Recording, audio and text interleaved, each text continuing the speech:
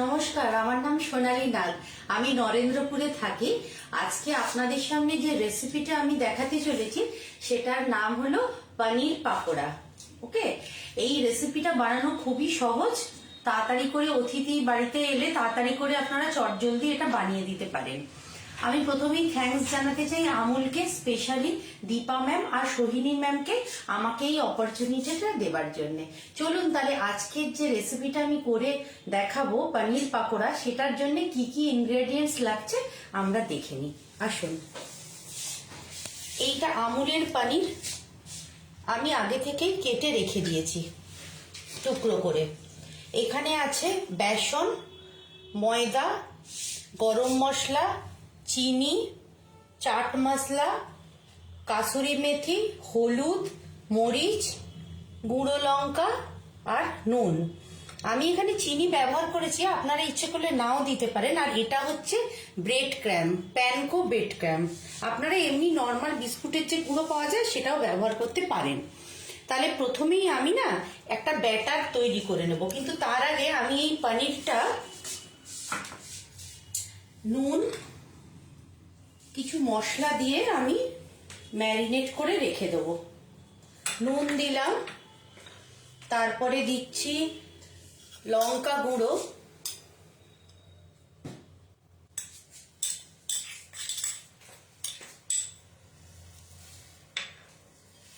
মরিচ,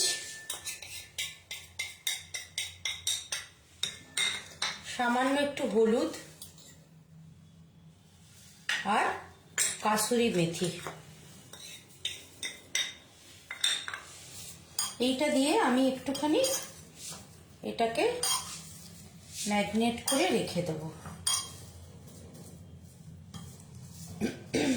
আপনারা ইচ্ছে করলে বাচ্চারা যদি খায় লঙ্কাটা স্কিপ করে যেতে পারেন।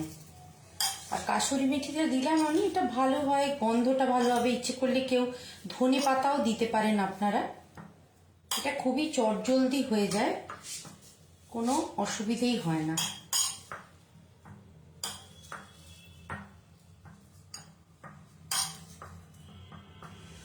এইবারে আমি এখানে একটা ব্যাটার তৈরি করে নেব। সেটা হচ্ছে প্রথমে দিলাম ময়দা,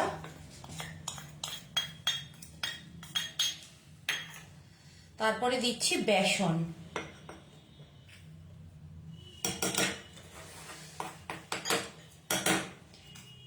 যতটুকু লাগবে আন্দাজ মতো নুন দেবেন। আমার একটু চিনি পছন্দ বলে আমি চিনি দিলাম। একটু হলুদ দেব, একটু চাট মশলা দেব, আর দেব গরম মশলা। এবারে এই শুকনো ইনগ্রেডিয়েন্টস গুলো মেখে নিচ্ছি, মানে গুঁড়োগুলো সব একসাথে ভালো করে মিশিয়ে নিচ্ছি।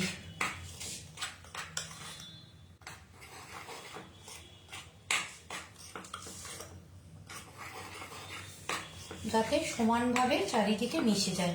আপনারা এটাতে আমি ময়দা আর বেসন ইউজ করেছি। আপনারা ইচ্ছে করলে চালের গুঁড়ো আর কর্নফ্লাওয়ারও ইউজ করতে পারেন এটার সাথে অ্যাডিশনালি। এবারে আমি জল দেবো একটুখানি, ব্যাটারটা একটুখানি ঠিক হবে।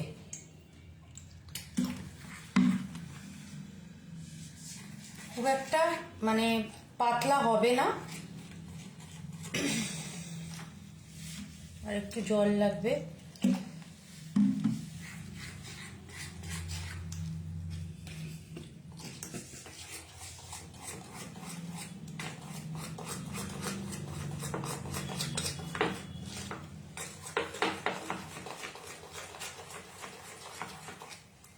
আর একটু বেসনটা দিয়ে দিচ্ছি যাতে ব্যাটারটা ঠিক হয়। দেখবেন যাতে লাম্প না থাকে, তাহলে ভালো হবে না জিনিসটা, ভাজাটা। এটা বাচ্চারা খুবই পছন্দ করে, এবং আপনারাও চটজলদি যদি কোনো রেসিপি বানাতে চান তাহলে এইটা বাড়িতে অতিথি এলে বানিয়ে দিতে পারেন। বেশি সময় লাগে না, পনির বাড়িতে থাকলেই হয়। তাই আমি গ্যাসটা জ্বালিয়ে দিচ্ছি। গ্যাসটা জ্বালিয়ে দিলাম, তেলটা গরম হতে দিয়েছি। আপনারা আমার রেসিপিটা যদি ভালো লাগে আপনারা তাহলে লাইক করবেন, কমেন্ট করবেন, আর প্লিজ আপনারা রেসিপিটা শেয়ারও করে দেবেন, ঠিক আছে? ওকে, এই যে তেলটা আমি দিয়েছি, তেলটা গরম হচ্ছে, গরম করতে দিয়েছি।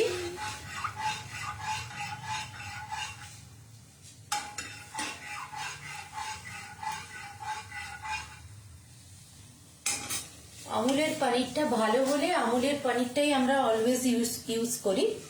এটা খুব নরম, সফট। আর একটু হলেই তেলটা গরম হয়ে যাবে।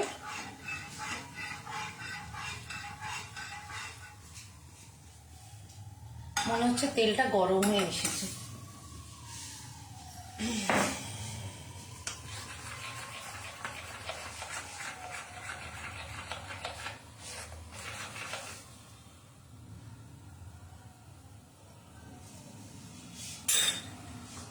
এইবারে আমি পনিরগুলো যেটা আমি ম্যারিনেট করে রেখেছিলাম, সেই ম্যারিনেটেড পনিরটা আমি একবার এইটা একবার এইখানে ডোবাবো ব্যাটারে। ডুবিয়ে আমি প্যানকো ব্রেড ক্রাম্ব দিয়েছি এখানে, না আপনারা ইচ্ছে করলে নর্মাল ব্রেড ক্রাম্ব ইউজ করতে পারেন। এইবারে আমি এখানে তেলে দিয়ে দিচ্ছি এক একটা করে।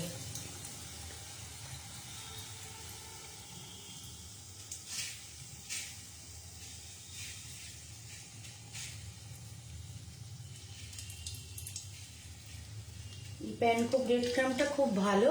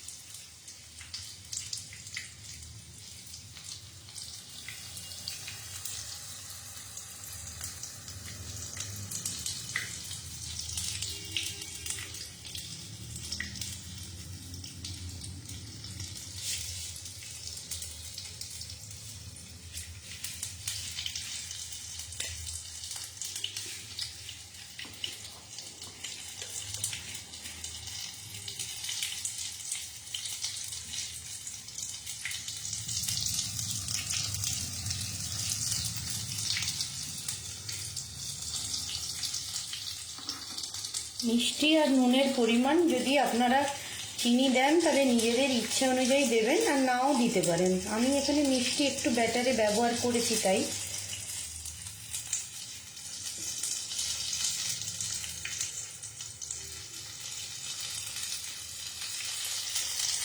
কটা ফোটাবে।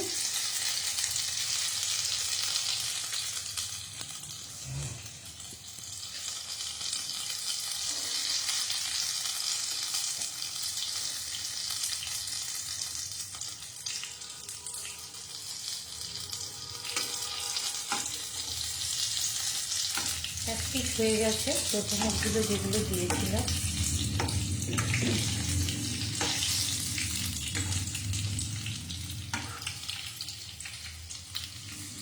দেখুন কি সুন্দর হয়েছে, লাল লাল মুচমুচে হচ্ছে আর কি।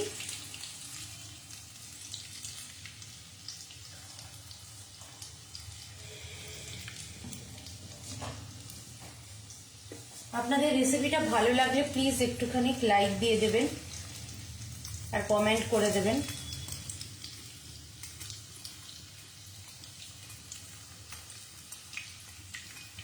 আর যেটা বললাম, আপনারা ইচ্ছে করলে চালের গুঁড়ো আর কর্নফ্লাওয়ারও ব্যবহার করতে পারেন যদি বেসন না ব্যবহার করতে ইচ্ছে হয়।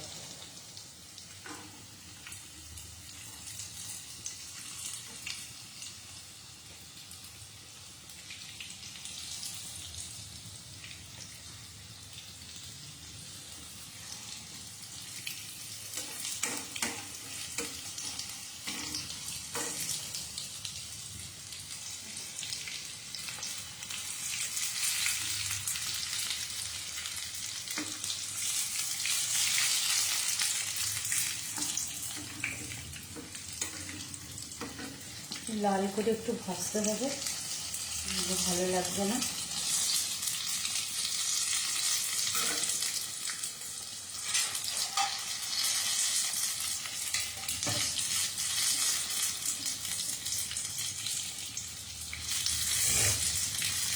আপনারাও বাড়িতে বানিয়ে ফেলুন, আপনারা বাড়িতে এরকম চটজলদি খাবার।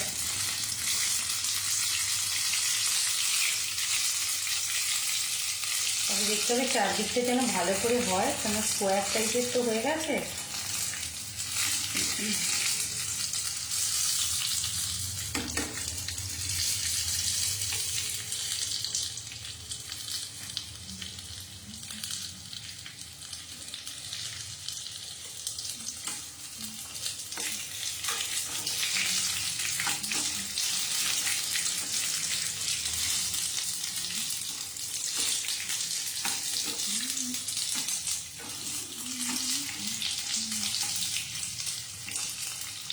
ঘুরিয়ে ঘুরিয়ে ভাজতে হবে। তো সিমে করেই করছি, কারণ না হলে পুড়ে যাবে।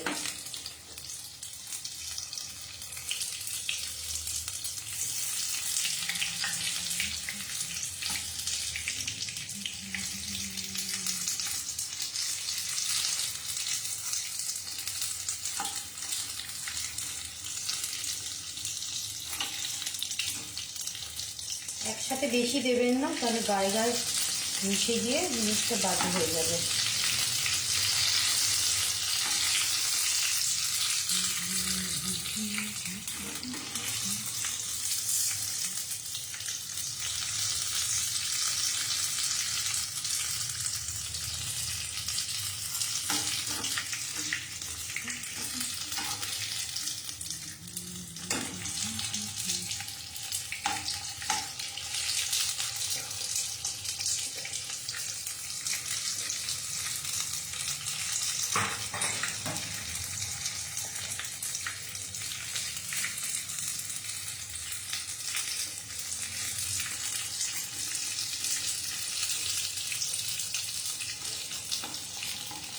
হয়ে এসছে, আর একটু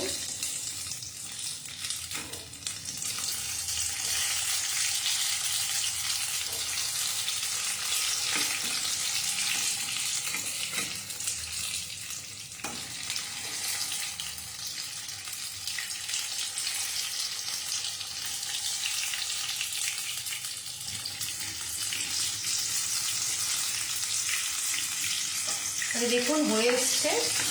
এগুলো আর কিছুক্ষণের মধ্যেই আমি তুলে নেব। তবে মুচমুচে হয়েছে বোঝা যাচ্ছে।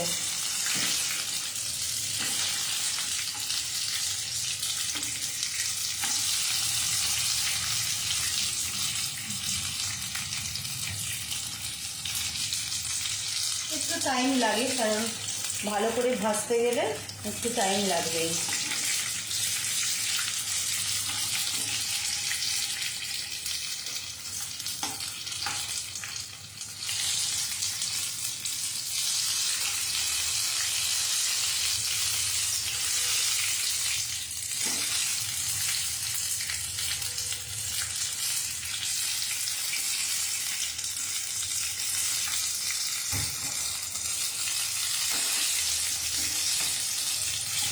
দেখুন আমি তুলে নিচ্ছি।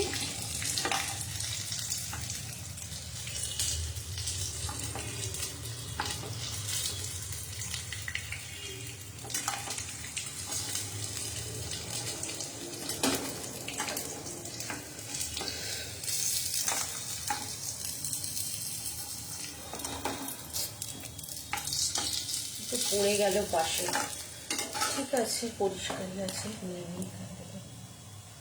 গ্যাসটাকে বন্ধ করলাম।